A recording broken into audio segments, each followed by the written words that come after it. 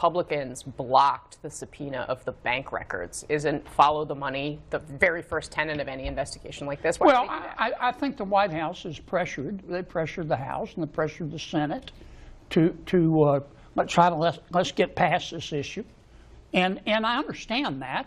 I'm sure in the White House's mind there are other important things more important things to talk about.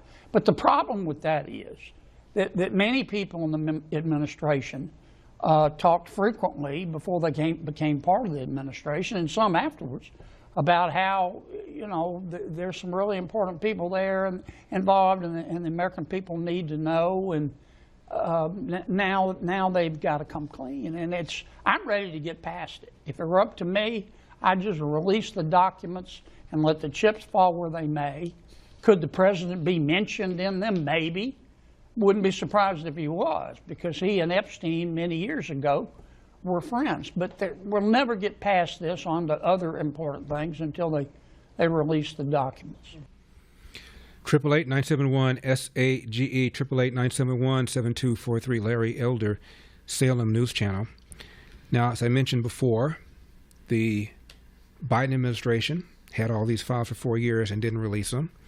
And Jasmine Crockett gave a word-salad answer and said, well, they had other things they were concerned about, affordability, this, that, and the other.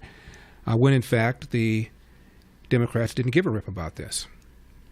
Now I believe they feel they have an issue that will hurt Donald Trump. That's why they're bringing it up.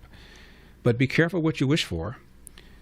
One of the emails shows that Epstein said, in his opinion, Hillary was, quote, doing the naughties with Vince, close quote, referring to Vince Foster, the former White House counsel. He believes that she was having an affair with him. Don't know whether or not it's true or false, whether he has any evidence of it. I'm just saying that one of these emails shows that that was Jeffrey Epstein's opinion of Hillary and Vince Foster. Another one is a bunch of texts communications between Larry Summers and Epstein. There were hundreds of messages exchanged between 2013 and 2019, according to the New York Post. And in it, he suggested that women were less intelligent than men. Probably didn't want that to come out.